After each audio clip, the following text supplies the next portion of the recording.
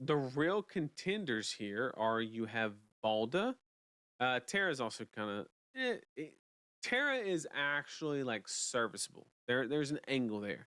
I don't think it's a very good one, but there is an angle there. Okay, I'll respect. I'll put a little respect. And unfortunately for the non-ranger ice heroes, not a single copy of Icelander or Oldhim made it into day 2. In fact, Terra took the throne as the most successful guardian of the event, not something that I had been expecting, to be honest. Hey everyone, welcome back to more Flesh and Bad. And today I wanted to go over the most recent Sage calling, which was calling San Diego, where I took Terra to a top 16. So pretty awesome. I wanted to kind of share, I guess, before we gonna get into like the deck tech and kind of anything, I wanted to kind of share a little bit of like a meta kind of snapshot before talking about calling San Diego, because I think having like a mental image of like what the meta was going to be like before the event can kind of help you, I guess, understand some of my deck choices. So, the kind of like the main tier list or like the most popular tier list I think I found on like Sage basically right before the calling was the card guys tier list. And I think they put this out like maybe like a couple days before the calling San Diego. So pretty recent tier list. And basically I agree with like a lot of the kind of like top two rows of this tier list. So like we have like KO, Kano, Briar all doing pretty well. And then you have like a bunch of other kind of like meta contenders like Dory, Fi, some of the Guardians, and then you also got like some of the ninjas up there as well. And then B tier is like a bunch of kind of semi-playable heroes, but like they all have like their own separate issues. Like a lot of these just end up like losing to Briar. And then you have like C tier, which is where I put like kind of like the meme heroes. And in C tier, we have one of my favorite heroes, which is Terra, who I've been playing pretty obsessively in Sage up until this point. And I think that Terra deserves a little bit more respect. Like I would probably move Terra maybe from C tier to like up in A tier. We'll kind of get into like why playing Terra in a little bit later. But I think the hero is a lot better than people kind of like initially give him credit for. So we're gonna kind of talk about why I chose to play Terra during calling San Diego. I guess like what the kind of like benefits of playing Terra are, and why I think he deserves to be a little bit higher than C tier. Because like I think Terra is kind of like in a separate league on his own when you kind of compare him to like Scurv and Acilio, who I think are like not playable decks. So, anyways, I want you to kind of keep this tier list in mind as we kind of like talk about the deck and the kind of like the meta and like what we're basically teching for at this point. So moving from Nathan Crawford's tier list, if you actually look at the calling San Diego metagame or like the heroes that were registered, it was overall like pretty small calling, but I think that the tier list pretty much lined up with kind of like what you expect, at least for kind of like the topmost heroes. So we saw a lot of Briar, KO, and Kano making an appearance. So those are like the top three decks. Then we also saw like a decent smattering of like Fi, Dory, just some of like kind of like the better Sage decks. And we also had 5 Terra. So all 5 Terra, I think, from the event basically registered some kind of like variant of my Terra deck. Whether that was from like an old Terra deck on YouTube or if I like basically like gave them my current like up to date Terra list, which is really cool. So we had 5 Terras that are all basically playing some variant of like a very similar kind of list.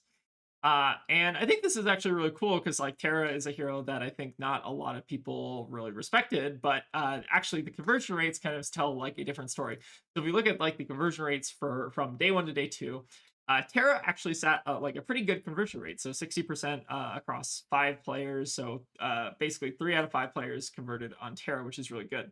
So it's actually kind of like a slightly better conversion rate than a lot of these like kind of better decks. So you have like Briar, KO, and Kano all kind of sitting at like around 40%.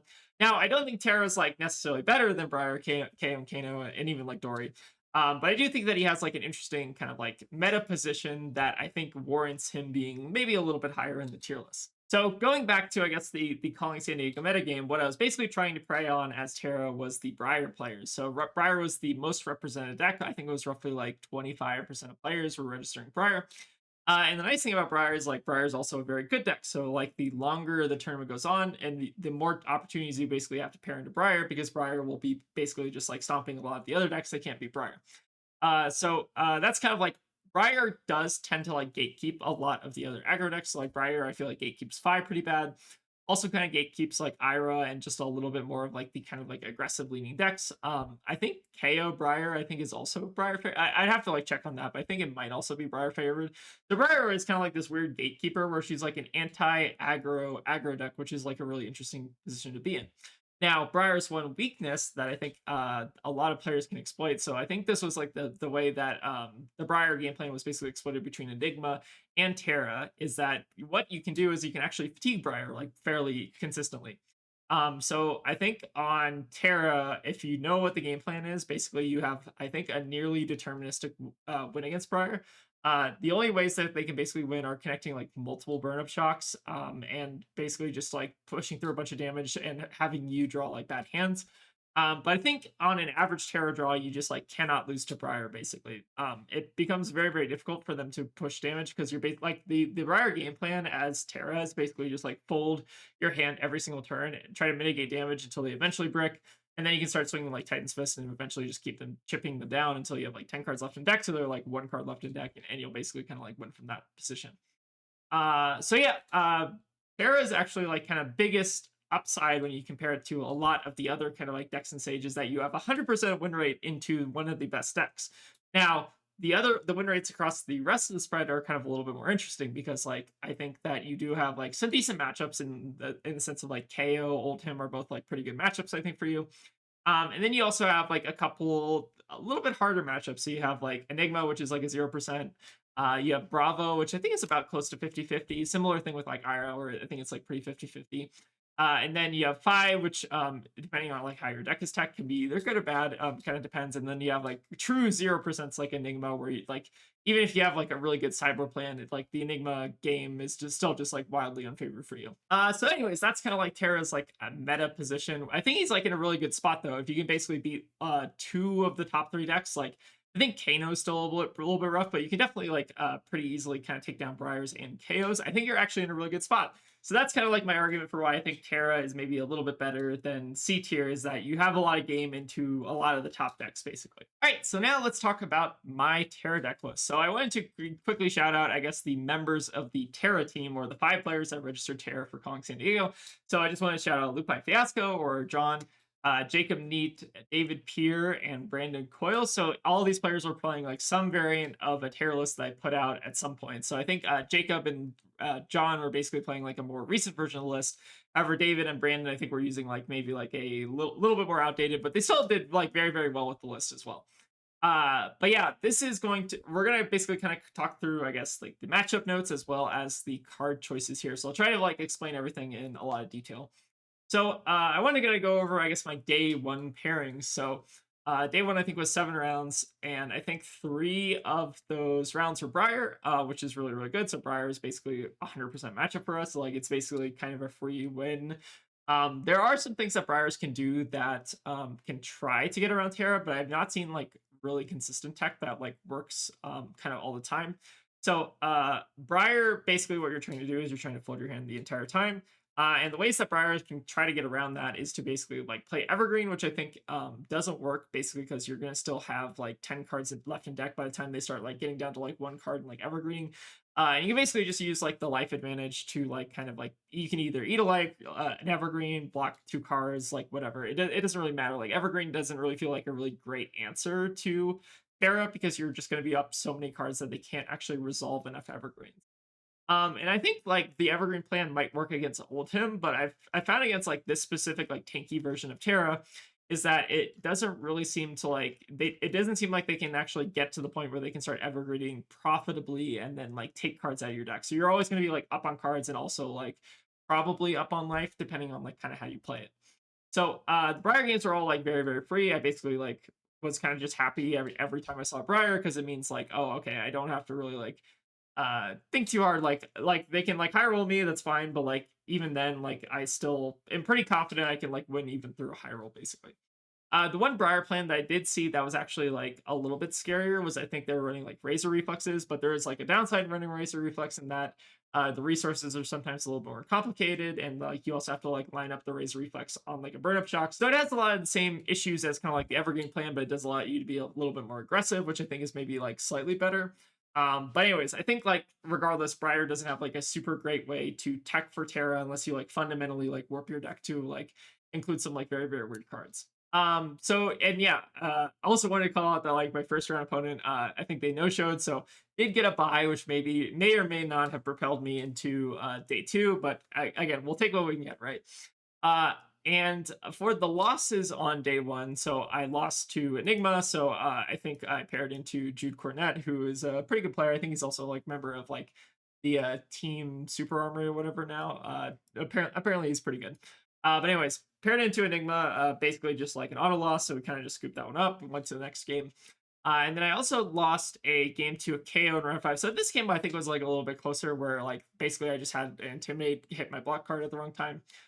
So I think like if that doesn't happen, I maybe get there, but they still have like a pretty aggressive start. So KO can sometimes be a little bit of a hard matchup depending on like how their draws kind of line up. And then I also played another KO, who you may or may not recognize. So I played against Aggro in round six, and that was a pretty fun game. I think it was pretty close. I can't remember exact details of the game, but basically, like I think Aggro basically just like struggled to like put together a three wide, which KO like sometimes depending on the draws, like the deck can really struggle to do sometimes.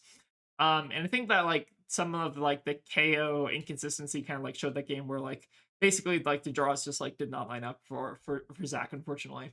But yeah, one was pretty good, so I went 5-2, which basically qualified me for day two, and I think I was sitting at like 23rd place going into day one.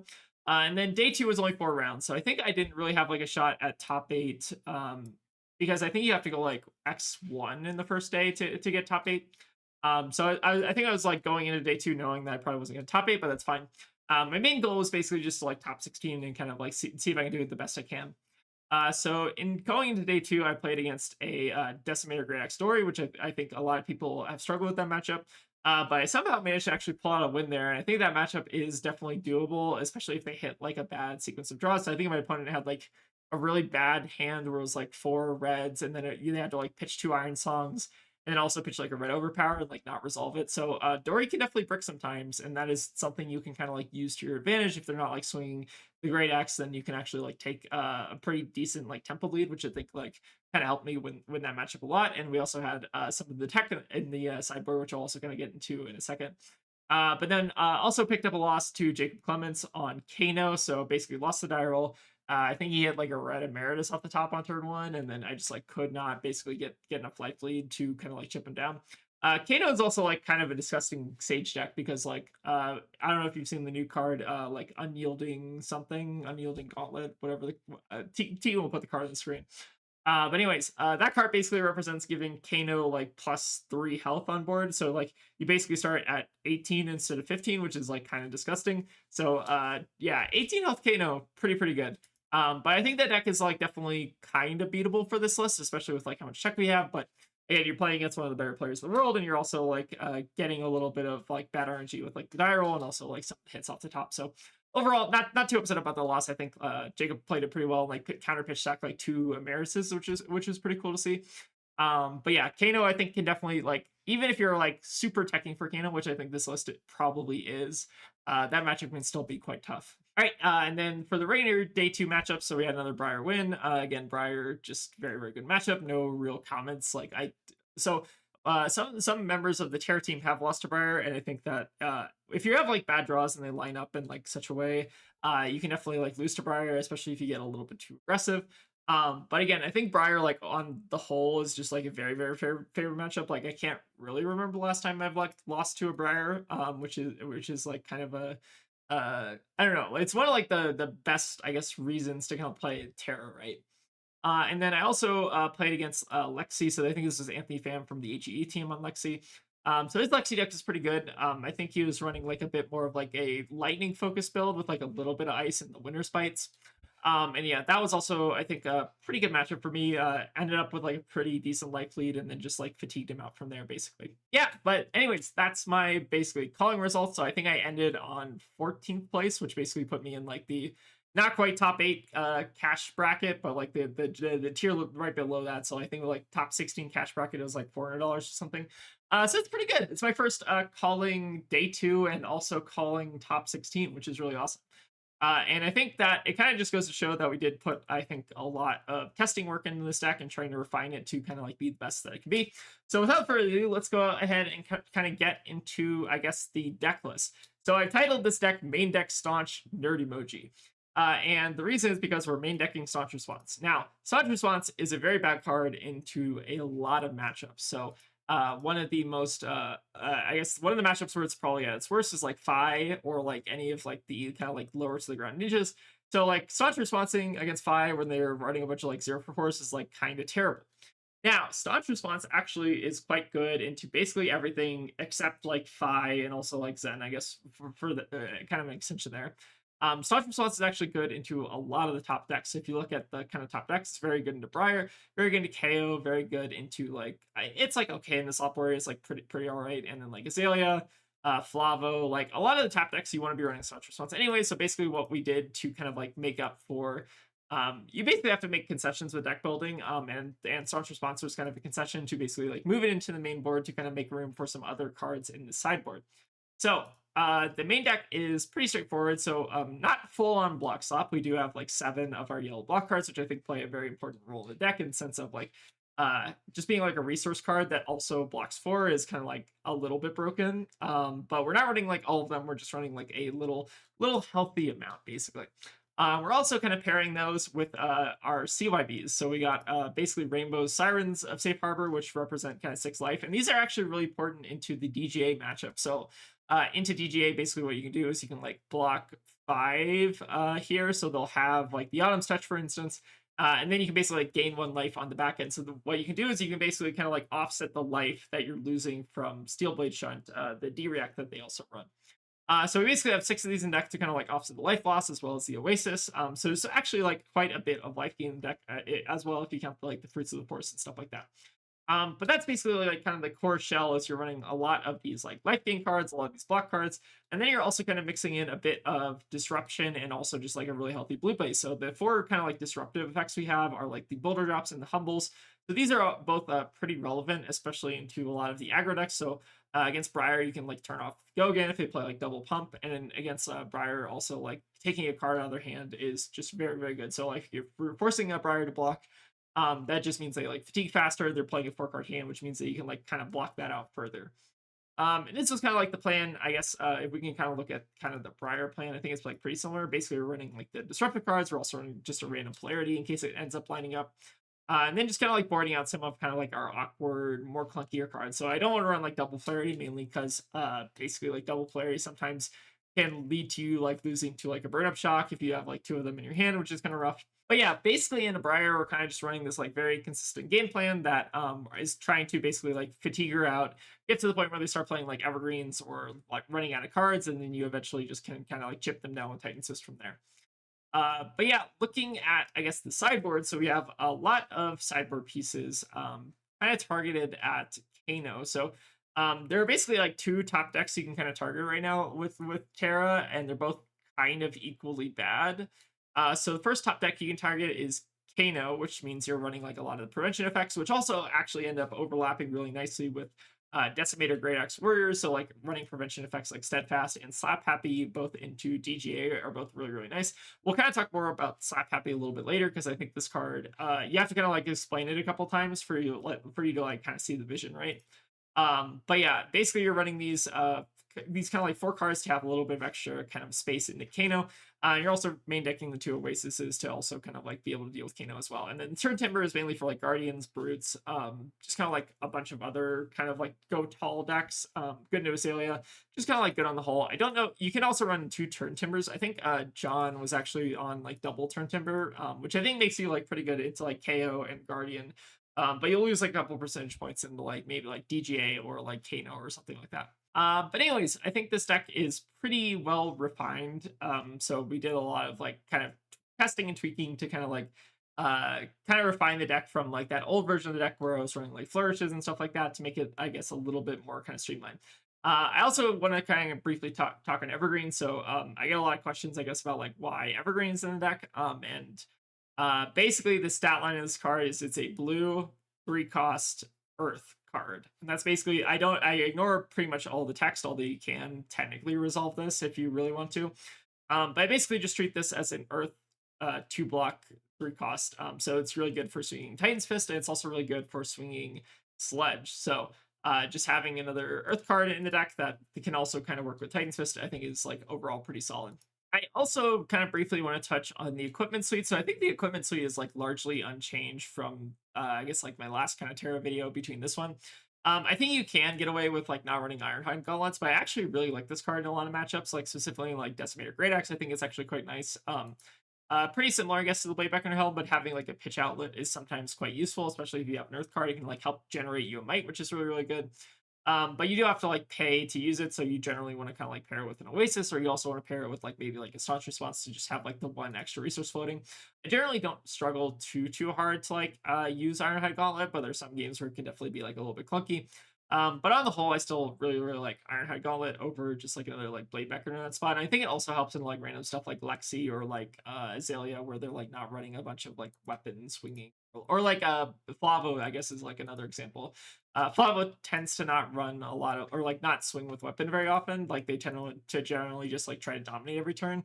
So I think Ironhide Gauntlet actually kind of helps a bit into Flavo, I guess, as well. But yeah, that's basically the kind of like main core of the deck list. If you have any comments in YouTube, feel free to post them. But I think like a lot of this should make sense.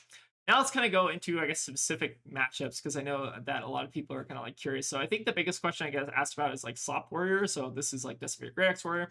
I think this matchup still kind of a little rough for us, but you can definitely make it a lot better. So I think the two tech cards that I was basically running for GGA were the Slap Happy and the Steadfast. I think you can also run double Steadfast here. Like I think Jacob actually was running a variant of the list that was on double Steadfast. So this is actually what Jacob took to get to 27th place at the Calling San Diego. So also hitting the top 32, which is really awesome. So shout out to Jacob. But yeah, another tech card you can basically run Steadfast into Decimator Warrior, and does help definitely kind of like stave off the damage. And basically what you're trying to play around is kind of like Reprise. The why I opted for not to run double Steadfast is because it's sometimes a little bit clunky in the Kano. Like Steadfast, like if they're sending a 1 for 5 and you want to like Steadfast it, generally like you're losing out 1 point value, whereas like versus Slap Happy, it kind of like covers the breakpoints a little bit nicer. I think Slap Happy also has like some really interesting use cases. So I'm only running this as a one of, but basically what you can kind of do with Slap Happy is like keep an arsenal in a weird way. So let's say you have like a 5 card hand with Slap Happy, right? And you basically like maybe like block 6 on a, like a Decimator Great Axe with like a Felling on it, and then you Slap Happy over it to like cover 7. Then you're basically keeping a Vigor token, a blue, and then like some other card you want to arsenal. So basically like lets you swing Sledge while also keeping an arsenal, which is very, very important into the Decimator matchup. So like having a D-React and arsenal is really important if they ever decide to go for like the big overpower turns and stuff like that. So that's kind of like Slap Happy is like a really interesting role player that also kind of has overlap with Kano. And I think like just having like a 0 for functional 3 prevention effect in the Kano is also like really, really strong. But yeah, the Decimator Great Axe plan I think is about as good as it can get. And you'll actually notice that we're running almost all of our block cards. So we're running 6 of the block cards. And block cards are actually still really, really good into Decimator, because if you compare 2 block cards together, what happens is basically you block 4, you have 1, it goes to 6, and you're now blocking 2 cards, blocking 6 on a Decimator, which is actually kind of nice, especially if they're going for kind of like the Felling plan. So I think you still kind of have to like run the Guardian blocks into Decimator, even though it kind of like feels bad, but it's kind of like a necessary cost just to kind of like stave off a lot of the felling damage, because basically what a Decimator Dory wants to do is resolve as many felling axes as possible and then try to kill you with shunts in the second cycle. I also kind of have some notes, I guess, on Slop Warrior. So you'll notice that I put a bunch of notes, I guess, in the sideboard that you can kind of like take a look at if you need some help. But I think that like Slop Warrior, especially if it's a matchup that you haven't like practiced in a while, is like very, very hard to kind of determine. But I've tried to like outline some like good and bad kind of like blocking scenarios to hopefully help kind of like new players try to figure it out. Again, it takes a lot of practice to kind of like figure out this matchup, and I still think it's like bad even after getting practice. But I think that with enough piloting and like enough bad variants from your opponent's side, you can definitely kind of get there. All right, but I hope that kind of helped explain a little bit of the Terra deck list. Again, I probably won't didn't cover everything, so I'll probably miss something. So let me know in the comments if you have any questions. But yeah, a lot of the coolest part about this hero is just like how well you can kind of like tech it to your specific meta. So like you have a lot of like Enigma in your meta, you can consider running like maybe like a Summersfall package. If you want to have like a main deck that can maybe contend with Fi, you can actually kind of build your deck around that and like move the staunches of the main deck, which is actually I think what Lupine did with his kind of variant of the list. So he had actually like a much more kind of like reasonable main deck into Fi, which wasn't running like the staunches were basically in the sideboard. And we actually saw Lupine play a Fi on stream with the Terra deck, which is really, really cool, and he won, which is awesome. So if you want some, I guess, additional reading to kind of like how to play the Terra deck, you can actually go watch John's stream game, which is really, really cool. But yeah, the coolest part about this hero is just like how much you can kind of tech and like experiment with it, which is I think like one of my favorite parts of Fab is just like tinkering with new cards and just like figuring out like what works, what doesn't, what's good, what's bad. And I think we came up with a really cool list, but there's definitely still like more room to kind of like ideate on like what other cards we can do to like improve certain matchups. And the meta is always kind of fluctuating. So with fluctuating metas, like maybe Terra gets worse, he gets better. It kind of is up to the pilots to kind of try to figure out like where Terra kind of fits in the meta, which is really, really interesting. But yeah, with that out of the way, I kind of like added some sideboard cards you can also kind of like maybe take a look at as well. These are kind of like just the ones off the top of my head, but there's definitely like others that you can definitely consider on top of these. But yeah, I really like just kind of like the versatility of Terra as well as I guess just it kind of rewards you for tinkering and kind of experimenting with new cards is I guess what I would say. Another kind of like cool part, I guess, about Terra is that we were actually the best Guardian at the Calling San Diego. So out of the top 16, we basically had only one Guardian, which was me on Terra. If you ignore Dorinthia and Enigma, who are functionally Guardians at this point. But anyways, I think even in the top 32, we didn't have a ton of other Guardians. So we had like another Flavo, and I think we also had another Terra, who's Jacob, who was also playing basically a variant of my deck. And then I think that was basically it. So we only had 3 Guardians in the top 32, and 2 of them were Terras, which is really, really awesome. All right, before we wrap up the video, I did just want to give a special thank you again to all the teammates who kind of like helped me test this deck, as well as the players in the calling who were also playing the deck. So we had like obviously John, Jacob, David, and Brandon all kind of also playing this a similar kind of like variant of this deck, and I wanted to thank them for I guess like trusting the vision and also just lending, I guess, a little bit of legitimacy to what I think is like a better than C tier hero. All right, so anyways, thank you all again for watching the video. Hope you all enjoyed, and I wanted to give a special thank you to everyone who was involved in the testing and or playing in this deck. So especially the Terra crew. So that was John, Jacob, David, and Brandon. Thank you all for I guess believing in the deck or maybe falling for me peer pressuring you into playing this deck. But I also wanted to just thank everyone on our testing team who was kind of like involved in also putting in a ton of reps on this hero. So I think that without kind of like the backing of a lot of people in our group, I think that this list wouldn't have been as quite as refined as I think it ended up being. And I think that the one thing I want to leave you with is that this Terra deck was for a snapshot of a specific meta that we were trying to target, but you can really adapt this to kind of fit whatever kind of like meta you're playing in. There are a lot of really cool, like interesting cards that can go into Terra. And I think that there's a lot of exploration and adaptation that will go into how this deck kind of like evolves over the coming months. So my main thing that I want to leave you with is if you think that the deck can be better, I want you to experiment with the deck, try to make it a little bit better, and like find a Terra deck that fits your playstyle because I think that the hero is just very very strong and I think it's really really cool. All right, so anyways, thank you all for watching. Hope you all enjoyed, and feel free to continue to experiment with this deck. I think that this deck is kind of a passion project of mine, but I'd like to see how the deck evolves, and I think this hero is definitely a lot better than C tier. So thank you all for watching and see you all next time. All right, hey everyone, recording this a little bit after the actual recording session because I realized I had asked people to ask me questions in the Discord about the Terra deck so that we could go over them in the video. So I wanted to first address Lupine's question. So Lupine was playing Terra this weekend with me. And he asked, how realistic is it to cash with a lower tier hero like Terra without having put in hundreds of reps? What are your recommendations if someone who wants to play this deck or a similar passion project between now and next weekend? So this is an interesting question because I think that the hero is still really strong, and I think that okay. I'll break this into 2 parts. So I think that there are some very, very strong things that this hero is doing. That being said, I do think that the hero does reward kind of like experience with the Sage format in general. So like knowing what your opponent's doing, knowing how to like play against what your opponent's doing, that kind of thing. But I do think that like for to some extent this deck has been like a labor of love. So like I feel like I do have quite a bit of bias in terms of like I think this deck is better than maybe other people kind of see it as, which is totally entirely possible. Again, there's not really like so in terms of like whether or not this is actually like a supported deck for Sage, it kind of feels like more of like an emergent design thing than like a thing that LSS is like directly supporting. Like, hey, you should play this like block stop playstyle, right? So you're kind of like fighting against the game, like how the game wants to be played, right? By playing like a bunch of block cards and trying to be like this, like the game kind of like disincentivize like defending, right?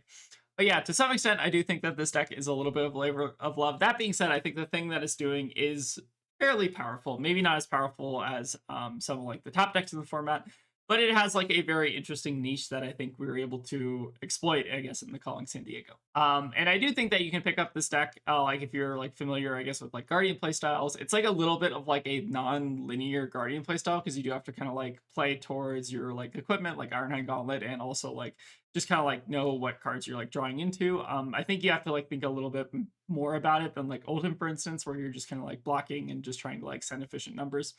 I think getting the efficient numbers out of the deck is like one of kind of like the more challenging parts. So like getting, I think, at least like maybe like 50 or so reps just to get like the general feel of it and like kind of understand what you're trying to do in different matchups. I feel like that's probably good enough to at least kind of like perform well, at least like at the Pro Quest level.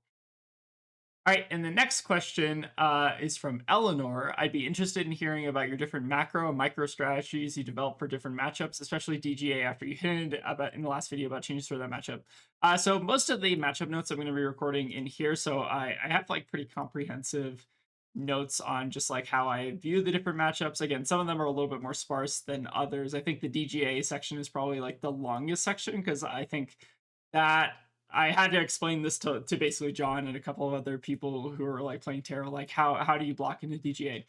But to answer your question directly about DGA, I think that we've made the matchup about as good as it can get in terms of the Sirens of Safe Harbors, which I think we copied from. Hold on, let me find this person's list. I think it was Seth 11. Hold on, let me double check. The person I was playing the deck from the last stream. Hold on, what is their name? Yes, so the 6 Sirens was actually copied from Seth11 or Bart in the purple Discord, and I think they took like a variant of my list and basically just added like the L Sirens, which I think are really good to include. But basically, like for like the macro strategy of DGA, you're basically just trying to like do value mass, swing sludge every turn, and kind of like hope your opponent doesn't line up like the nuts felling turn, or that you can kind of like stave it off by using like a staunch or something. But basically, I think that matchup's still like kind of bad for us, but we can make it a little bit better. Like if I think Slap Happy is not like the best card in the matchup. You can actually add like another Steadfast. Like if you just want to disrespect Kano, which I think is kind of suspect right now, as he's like one of the better decks in the format. But if you want to disrespect Kano, like what you could do is like turn the Slap Happy into another Steadfast, and then that makes you a little bit more resilient into like DGA. But yeah, I think that DGA matchup's like not as bad as people think it is if you know exactly what to do and your opponent's like playing. Like a lot of it also kind of like depends on like the build of DGA your opponent's playing. So if they're playing like a more attack action heavy build, which you sometimes do to like play around like Enigma and Droma and stuff like that. If you're playing more like attack actions and they're like sending the attack actions at you, you can actually get quite a bit of equity just in terms of like them sending like inefficient numbers, because like the attacks are less efficient than DGA, right? So a lot of it kind of like depends on like how the DGA decks are built, how like the meta kind of evolves and how the DGA decks have to like respond to that. But I think overall the matchup's like very, very playable. Again, I played one during the Calling San Diego, so maybe small sample size. But I think that the matchup is doable. That being said, if you're playing against like some of the more experienced DGA players, I think that basically what they're trying to do in the matchup is they're trying to swing felling plus axe every turn until you eventually just like kind of get run over by numbers. So that's basically what they're trying to do, and then they're also going to try to resolve like the 6 steel blade shunts as well. So the matchup's still very tough. You have to play perfectly, but I think that the more you practice it, the better that matchup can be. And I hope that I can kind of at least share kind of like the rest of the notes. Like I think that some of these notes might be helpful. Again, some of these they're a little bit more sparse than others, but they kind of share at least kind of like the core ideas. But anyways, those were the 2 questions from the Discord. So thank you again all for watching, and I'll see you all later. And a special thank you to all the folks who decided it would be a good idea to give us $2 on Patreon. We really appreciate the support, but it's obviously never required.